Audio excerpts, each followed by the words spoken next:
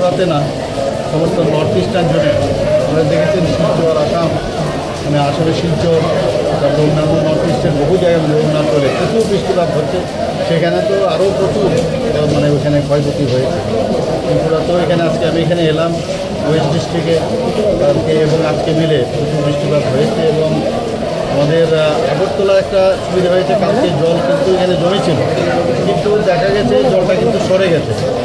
মানে অর্থাৎ বেশি পরিমাণে বৃষ্টি হয়েছে, কিন্তু জলটা কিন্তু সরে যাওয়াতে একটা প্রমাণ হয়েছে যে জলের রাস্তা বেরিয়ে যাওয়ার রাস্তা কিন্তু ঠিক আছে। এটা নিয়ে অনেকে অনেক কথা বলছে, এখন কিন্তু এটা আমরা বুঝতে পারলাম যে না, আমাদের দিকে একটা সন্দেহ হয়েছিল যে এত জল কী করে জমে।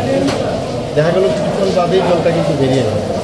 তো এখন আজকে এলাম আমরা শ্রীলঙ্কা বস্তিতে গেছি, আরও কয়েকটা জায়গায় যাবো, প্রতাপপুরে যাবো, আমার বিধানসভার মধ্যেও কয়েকটা জায়গা আছে সেখানেও আমরা যাব।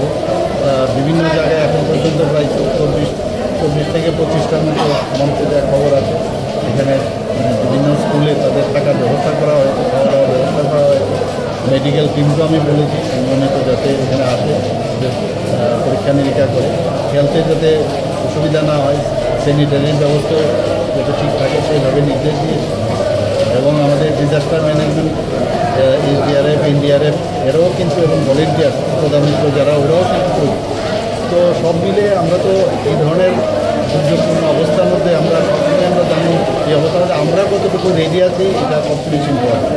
আমরা সেইভাবে আমাদের প্রশাসন থেকে, আমাদের আগরতলা মিউনিসিপ্যালিটির তরফ থেকে, আমাদের যারা কার্যকর্তারাও আছে তারাও কিন্তু প্রচুর পরিমাণে পরিশ্রম করছে।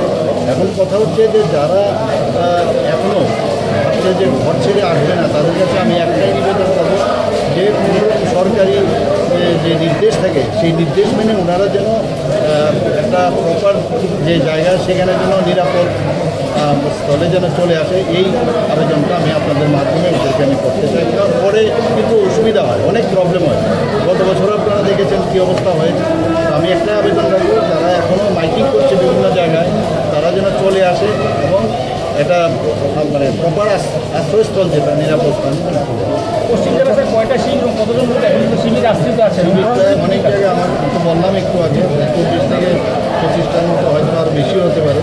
তো সেই জায়গার মধ্যে এখন অব্দি শিবির করা, যে নদীগুলো রয়েছে হাওড়া